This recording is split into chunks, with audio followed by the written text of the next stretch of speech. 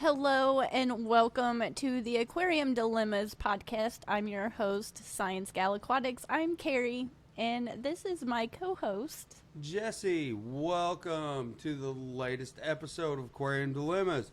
Today we're going to be talking about acclimating fish. yes, new freshwater fish. I guess we should mention that I do keep freshwater. Only freshwater, yes. I've gone into the brackish side of things, but the majority of the fish I have are freshwater. But we've talked about the nitrogen cycle and the importance of waiting to add your fish in the last episode. So naturally, now that we've waited and our tank has cycled and it's been some time, now it's time to acclimate those new fish that you picked out. You've done your research and you're ready to go, and they're either in the process of getting to your fish room or your house, or you're going to the fish store and it's locally. You've got your fish, and let's talk about what we're going to do next. Well, there's a couple different trains of thought in that matter. Well, kind of, let's start from the beginning. I would assume, like, why is it important to even acclimate them? Stress. I think the thought is to try to keep the parameters and get them used to things and keep them as close to possible, and acclimating that is the way to do that. And it's an important thing to do. You shouldn't skip it. But there's been a lot of different ways over the years of fish keeping that I've tried to acclimate fish, and I didn't necessarily always understand the reasoning behind why we acclimate. So I have definitely stumbled my way into the way I do things now. The preferred and accepted method, even though it sounds horrible, is, but I love layman's terms, plop it and drop it. There's a few more steps to this, and we will explain them here just real shortly. Yes, and I But do. plop and drop is the accepted, safest, tried and true, does not really backfire ever unless it's like a super specialty fish, like a brackish fish, or something There's that always requires exceptions. way outside parameters that you're not going to get at your local big box store. Yes. You'd have to go to a special fish auction, and if you're doing that, you're not the new aquarist. You're already probably way past me for sure, and know everything. So you're not even worried about this podcast.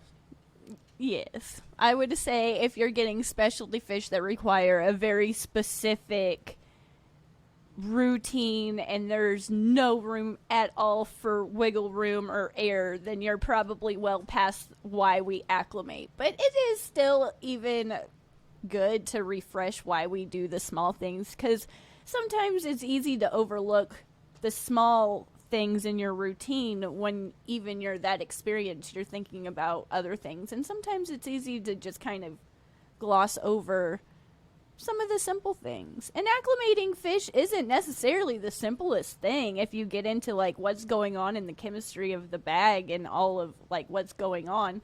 But at the same time, it's one of the more simple things you probably are going to do when it comes to... I'll start out with, when you go to your fish store, and this is just a hot topic anyway, if you go to a big box store, even your local fish store, unless you go in there all the time, you know the owner, you know their process and everything else like that.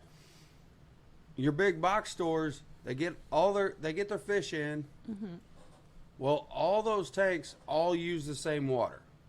Yeah, I assume for the most part some. The ones that our chain store here, all the tanks are the same, but our local fish store, each tank is separate. Correct. So, I mean, you don't ever want to assume anything. But you don't know if they have a quarantine process, if they even do a quarantine process. Yeah, I would say... Or if they just do, okay, we're just going to treat every tank with a little bit of medicine, and here we go, and that's what you're getting. So you go to the store, you check out the fish, oh, okay, they finally got in what I was looking for that I've already researched. I know everything about this fish. I know what temperature it likes. I know it'll be okay in the pH of my water. It's fine. And you get it.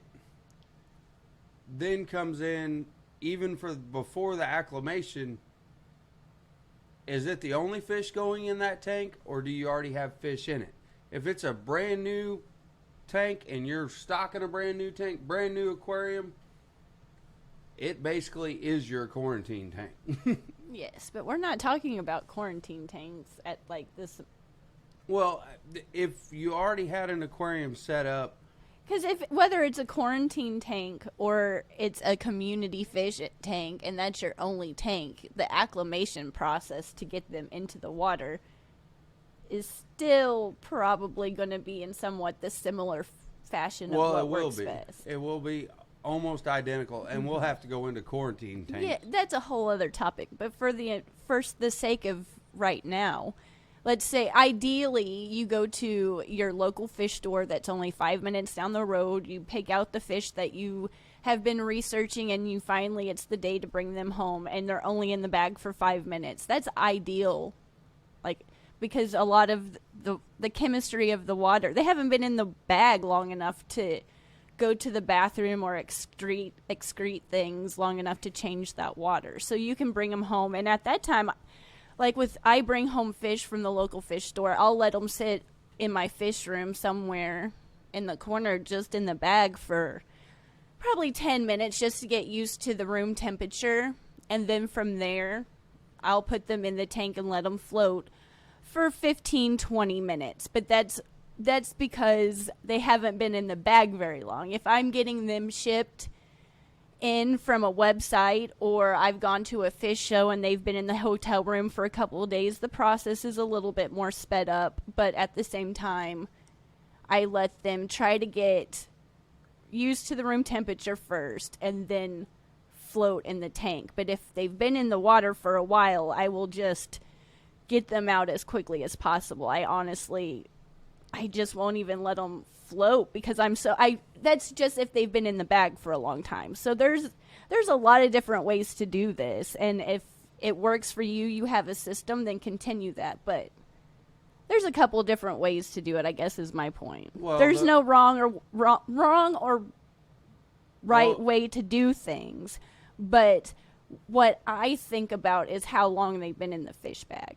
Well, you brought up a very good point about how long they were in the fish bag, which leads into basically stress. Mm-hmm. How long has that fish been stressed? Yes.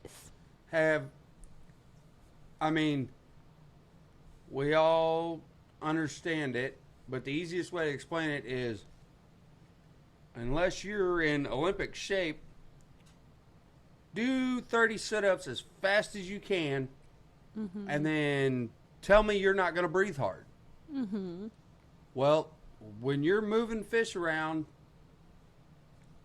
they're going to get stressed. Mm-hmm. They're going to breathe more. Yes. Yes.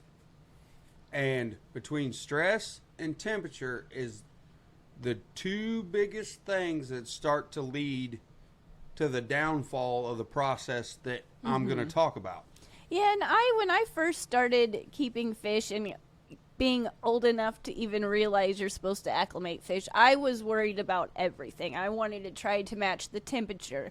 I wanted to match the pH. Just anything and everything you could possibly want to match, I would want to try to match it. So I would bring them home from the fish store. I would open up the bag and I would slowly dump a scoop worth of water from my tank into the fish bag that they were in from the store. And if that's the way you want to do things, go for it. It works for you, do that. But I don't feel like it's the best way to acclimate new fish for me anymore to do that. I will explain in a little bit why that method. We'll jump around, but we'll eventually get to the point. I'll explain in a little bit why that method is not. And again, I just want to say there's no, if it Productive. works for you, then that works for you. There's always exceptions to the rule, but generally my thought process changed and I can understand why that might not be the best way to do things, especially if they've been in the bag for a while. Well, back to the tried and true, most effective method of the plop and drop. Basically, step one, ScienceGal Kerri explained it already. Step one, no matter whether it got shipped to you or you brought it from your local fish store, we're going to get the temperature as close as we can to the temperature in the tank. That's my main concern now. That's really all I worry about is the temperature. So if you drive from your local fish store and it's only 30 minutes away, nobody lives really 5 minutes from the fish store, but but in a perfect world for us, that'd be great. Ideally. Anyway, you drive 30 minutes there, 30 minutes back, you got your fish, you come home, they've been in the car with you, they're fine. Take them out, take them in the bag. Unless you have a specialty fish store, they're just going to put them in a bag, put a little water in it, put the fish in it, wrap it up. It's going to have X amount of oxygen, X amount of water. Well, and two, some places will put extra oxygen into the bag too. Yes, so correct. And take it out, take your bag. Which, side note, that's harder to put a fish in a fish bag than one would think it is, and just do that just right. That's off topic, but that's harder than one. That's harder than it looks. Yes. Continue. Yes. Take your bag out. Go over to your tank. You already know the species of fish you have. Hopefully you've already, your tank, whether it needs a heater, doesn't need a heater. We've talked in other episodes like goldfish, koi. They really ain't going to need a heater. Well, there's quite a few, but keep going. But most of your fish, 70-ish is like the general accepted norm. And a pH of 7 is about the norm. Most fish can live healthily, I can't talk now, from 6.5 to 7.5 pH. Well, and some can, even the guppies can go into close to 8. It's just not, they can live in a wide range of parameters. It's just ideally the ones and it's less stressful on them. Yes. So you take your bag out, you put it in your fish tank and let it float. And this comes that 20-minute time period. And it's not a magical 20 minutes. It's like, poof, it's done. But it's not poof, it's done. It's you want that water and your water to meet, and they will either one will start to warm the other up or cool the other down, depending on. Yes. So you're going to get closer in temperature parameters. Yes. And that's the goal. And temperature doesn't affect pH at all. Temperature only affects the respiration of the fish. So the higher the temperature of the water that your fish is in, it's going to breathe more. Yes. And thus it is going to make more waste, basically. Well, it's going to go to the bathroom, and then it's going to excrete CO2. Yes, because a fish is cold-blooded, and it takes the oxygen in through its gills into its blood system and lets out CO2. Yes. But what is affected by the fish breathing is the pH. Yes.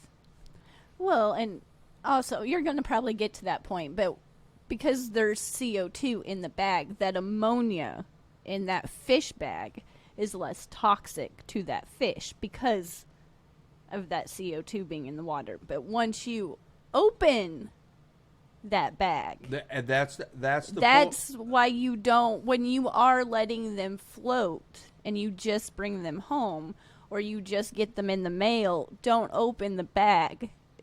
Yep. Keep it closed and let them And just float the bag. either put them in the water and let them float, or like I do, kind of keep them at room temperature for just a little bit if you have the time, if they haven't been in there for that long. Yeah. And that comes to the controversy of you have your normal fish bag and you have a breather bag. Yeah. It is a big controversy of whether you should or should not float a breather bag. A breather bag allows CO2 to pass out and oxygen to pass in because it is a permeable surface. Membrane surface. I'm Yes. not really sure technically what it's a called, permeable but membrane. yeah, it's something. And breather bags were kind of a new thing, and I when I first saw them, I think I got them. Got a shipment of fish in. I ordered fish, and that was the first time that I had seen them, and I really didn't give it that much of thought, honestly. I was just like, oh, that's new, and I floated them, and I didn't know any better, and everything turned out fine, but that might not always be the case. So just kind of be aware that this could, and like I said, we don't know if it's it's a debate for a reason, but it's just nice to know. Yeah, it's nice to know that, hey, this is how this works versus the typical fish bag you see fish in that has air in it. Because a breather bag, if you don't know what it is, there's no air. It's just water, and the knot is right there, so there's no air. There's no air. It's just water in your fish or shrimp or whatever you're ordered. Yes. Or bought. Correct. The controversy over that is that if you put the breather bag in water, set it in your tank, then it can't breathe. Some people say it's fine because half the bag is still exposed. I'm on the train of thought that if you don't just throw it in your tank and you gently set it, then yes, half the bag will still be able to breathe because you haven't splashed a bunch of water over it trying to close those very, very small holes in that membrane. However, that being said, if you have a breather bag, all the steps are going to be still the same. You're just not probably going to set the bag in the tank. You're going to set the bag next to the tank and let it warm up to the same temperature of your fish room. Some fish rooms are heated. Your house obviously is heated. So it's going to get to at least room temperature. So unless you have bought a fish that needs way high temperatures, it's going to be close to the temperature of your water. And I've seen these back, like I've gotten them in, I've seen them now a few times now, and like I said, I've looked into it now more. I kind of know what's going on, but there's still, I don't know there's no wrong way to do things, whatever works. But if you're aware of what's going on and how the technology works, then. But usually, the ones that I get the breather bags in here recently are been from when we go to the Aquashella shows, and they've been in there for a while. So if whatever you ordered or got in has been in there for a long time, and I just don't feel like they need to be in there anymore. As soon as I get them home, I won't put the water that's in that bag ever in my tanks now. I don't do that. I'll get a 5-gallon bucket and a fish net and strain it through that, and then just put them right in the tank. I don't even mess around with letting them sit at room temperature, or because they've just been in there for so long. They've been in there, traveling time to get to the show, the whole show, the time it took for us to get home from the show, and I just want them out. So that's more of a typical just plop and drop, because as soon as I get them home, they're going in to the tank. But I don't put that old fish water that's in the bag into the tank that they're going into. That is never recommended. No matter what, whether you trust your local fish store, your box store, whatever it is, you do not want to introduce anything extra into your tank. If you can help it, just don't do it. So the plop and drop is you've temperature acclimated them. You're going to cut the bag, pour the water out, pour them into a net, and then you're going to plop them into your tank.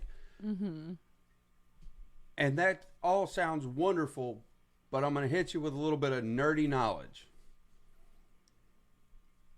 The stress on that fish just from moving it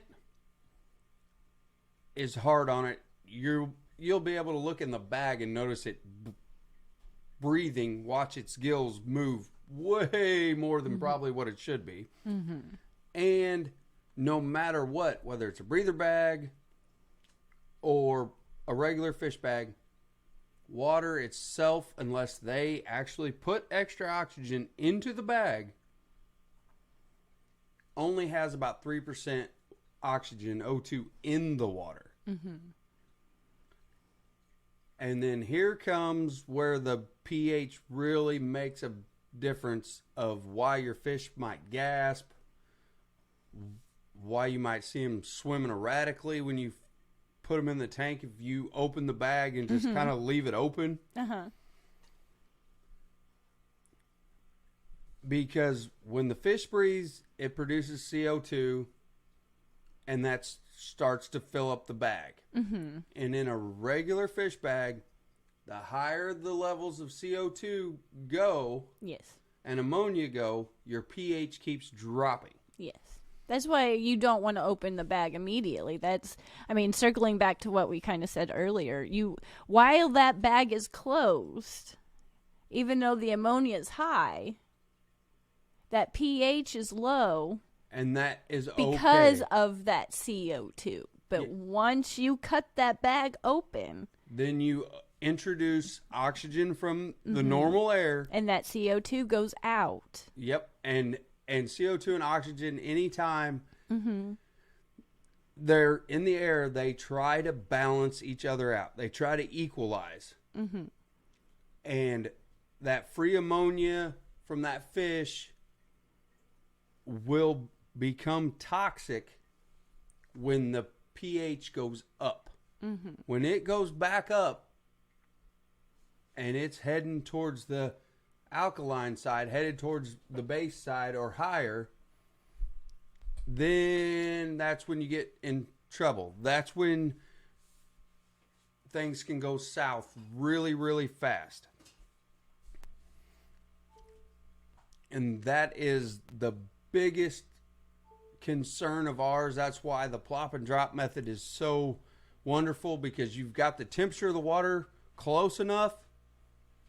As soon as you open that bag, you're not allowing that fish to set in its own waste. It would be like you sitting in a room, eating, drinking, and defecating all in the same room all the time. You don't want to. You wouldn't want to be in that room. And they put stuff sometimes when you get fish in. I forget what it's called, but they'll put something in the water that will help absorb that ammonia.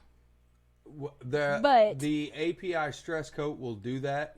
But it only, once you open that bag, that is going to spike. The equilibrium process will occur no matter what. Yes, it's going to. So that's the reason now once I open that bag, I just move fast.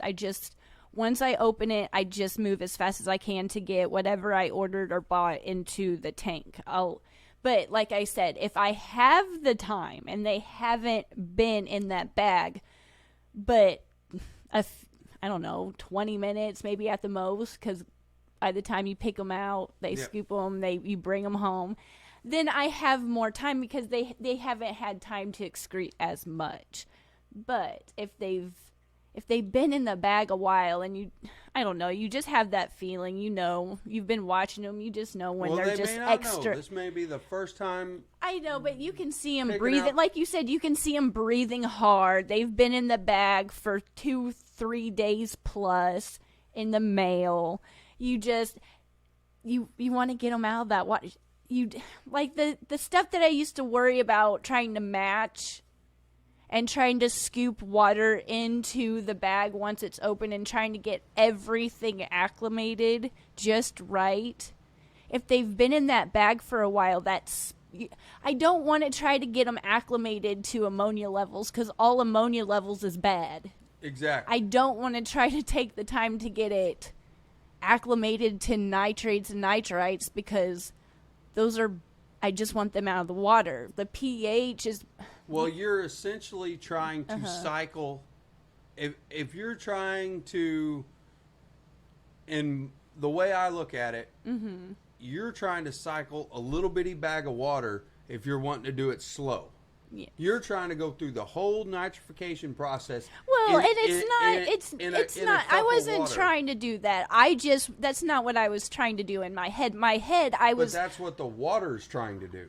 I get that, but what I was trying to do as a more inexperienced, less researched at the time for myself fish keeper, I thought it was what I was supposed to do is to match the temperature, the pH, and anything else I could possibly try to acclimate. So I would open it up and scoop a little bit over at a time, and I would do that all day long. And now even like trying to get them acclimated to the pH, that pH swing that they're going to experience is going to be far more harmful to them than just trying to move them over to the tank water that they're going into. Absolutely. And the only one now that I see that I can actively try to help them with and get them acclimated as best as I can is temperature. Yep.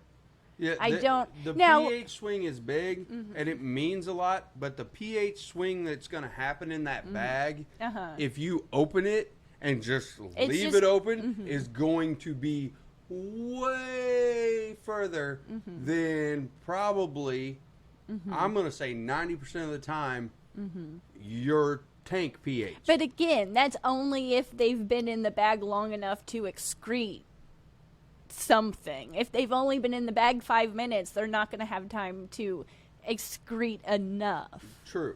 If they've been in overnight shipping and they...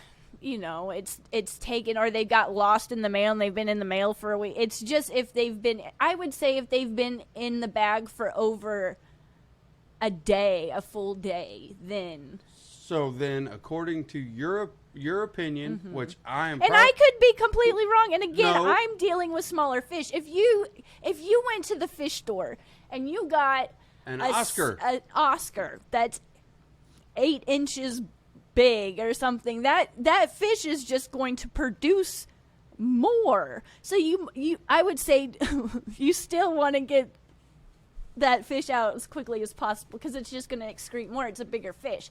If I brought home one guppy, he could sit in the bag all day. It's just not going to... So, again, you have to do your research. You have to know what you're getting. But ideally, you're only going across town to get your fish, and you've researched your fish, and your tank is as close to the breeder, the person you're getting it from, the fish store. It's close, to the general So parameters. all you really have to worry about in that moment acclimating that fish to is temperature. But... if your fish has been in the mail for a while and it's been shipped, packed, and shipped across the country, then you have less time to worry about it. So, again, ideally, if I have just gone to my local fish store, I'll let it sit in the bag and get used to the temperature of my fish room, and then I'll get it used to the temperature of my tank, and then I'll drain it and put it in the aquarium. But if I'm getting it from Aquashella and I've gone on an airplane ride and a day car ride and it's been shipped in the mail, then as soon as I open the box, I take it out of the fish bag, get rid of that tank, that bag water, and then just let them enjoy their new tank. I don't take as much time to acclimate them. But if I'm dealing with something that's going into a brackish tank, I used to drip acclimate the best I knew how. I didn't do it probably correctly, but I attempted to. But even that, I feel like you should, especially with anything, I don't have any experience going with full salt water, so I don't know how to do anything like that. But going with brackish, it's really important to talk to the person that you're getting this fish from. If you want to buy it, see if they'll hold it.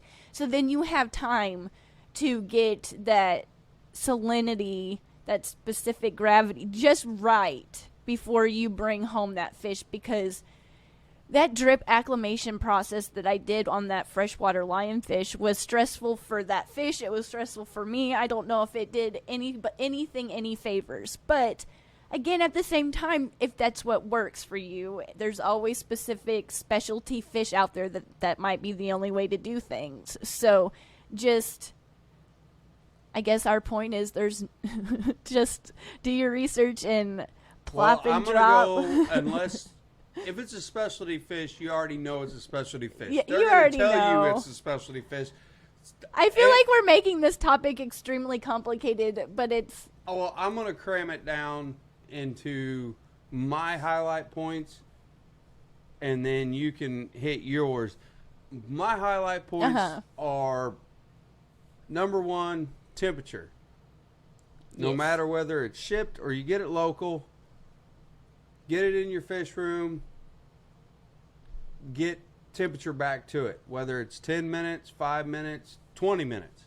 Get a little bit of temperature back. Get it close to temperature of your either water or room. And I think that's more of something, I think it's easier to do in the summer when it's just naturally warmer, or spring. I think the only time that might have huge difference, they might come in extremely cold, is in the wintertime or fall time. Yes, I agree. I 100% agree with that. But I also agree with your earlier statements of temperature, because that is what affects the fish breathing, and that is what fires off the whole pH, the CO2 and pH process. So if you can calm that fish down a little bit and just let it chill out a minute, so then when you open that bag and you're ready to pour it out, you pour it right out. It's going to be stressed. You netting it, obviously. But then you can get it right into its brand new home, and the temperature is not going to be a shock to it. It's going to have plenty of oxygen that way, and it's not going to be sitting in all that waste, ammonia, CO2, everything that little bit of water trying to figure itself out. Because if you open that bag and you let it spike, all you're going to do is have a sick fish or a dead fish. Yeah. I tell you, when I used to worry about everything, trying to match it, there's no words to express how bad I used to worry about that. And now, I mean, that's really all I try to worry about is if I have time, then I just worry about trying to get the bag temperature close to the tank that they're going into. And turn off the lights, too. Yep. Just think about your fish, what's going to cause stress. And if you have a lot of tank mates, even if they're guppies and a lot of live bears and stuff on the peaceful side, feed them so they're not super hungry. Turn off the lights and let them float for a little bit until you can just try to think about what you can do to just calm everything down so they won't be so nippy. In my head, they're not as nippy if they're fed, and if the lights are turned off, then they can feel a little bit more safe, go find a hidey spot. Well, and if they've been shipped in a box, they've been in the dark. You don't want to just drop them in front of a super bright light. And there's been times, too, like I've been super excited, so I've opened the box, but I've left them in the, like, just kind of put them off to a corner, the fish bag or the fish box, whatever the fish store puts them in. I'll put them off to the corner, and I'll look up and I'll open it up, but I'll put a towel back over them or something, kind of keep them dark, and just kind of think of what I can do to just combat any type of stress. And it's hard. You can't solve everything, but just do whatever I think I can do the best. But turning off the light, even something that simple, can help. Just make them feel that much more safe. Yeah, absolutely. I 100% agree. I guess it just comes down to how long they've been in the fish bag, what you what you should do, how quickly you should move. But once you open, no matter what, once you open that fish bag, it doesn't matter whether it's a breather bag, whether it's just a regular move fast. fish bag. You do not want to dilly-dally. You want to have another bucket, get rid of that old water, have a net, dump that fish right in that net, and get it into its brand new home. Yeah. I used to just cut open the bag and put fish, water, everything right into the tank, and I used to get ick all the time, and I don't get that as much anymore, and I wonder why. So definitely a good fish net. You can clamp it to the bucket so it doesn't move, because that took me a while to just be like, clamp it, and it won't move around.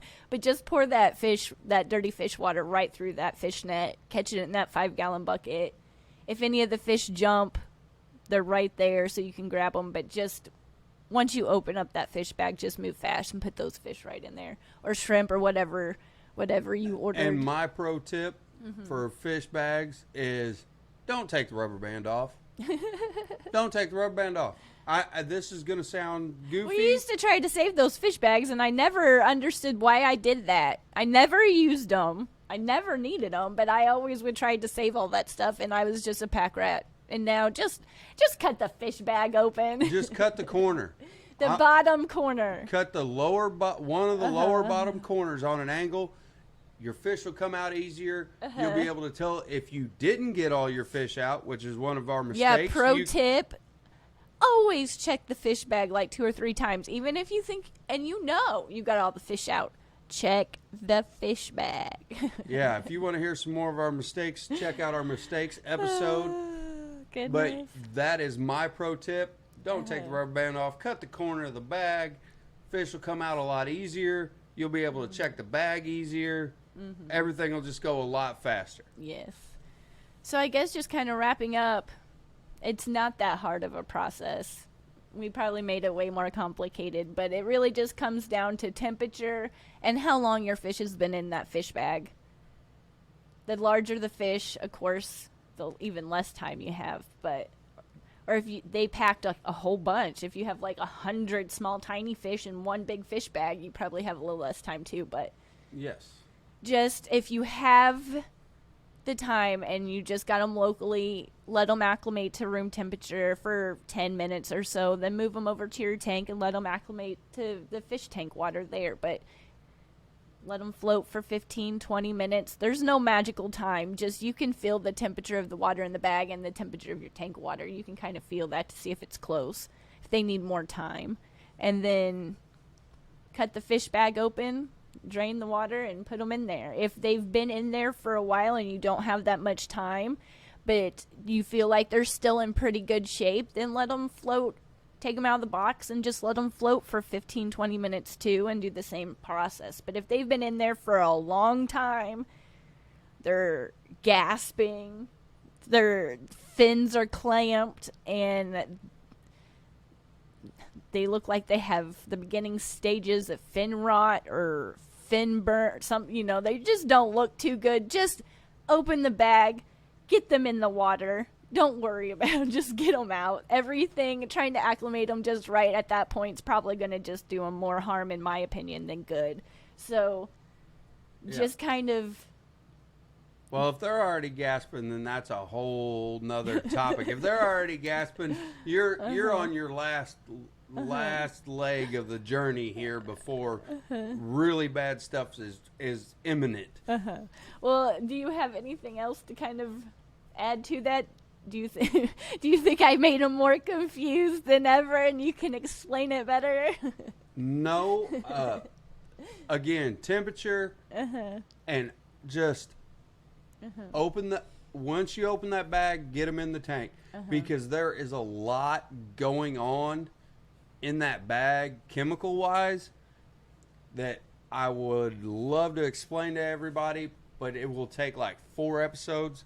Because that's way into pH we'll get there. And KH and GH and all kinds of other stuff that goes into it.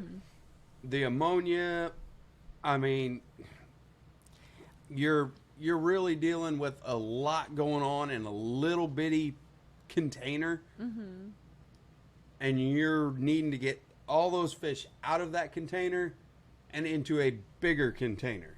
So the easiest is temperature and not allowing that process in that fish bag to keep going once you open it.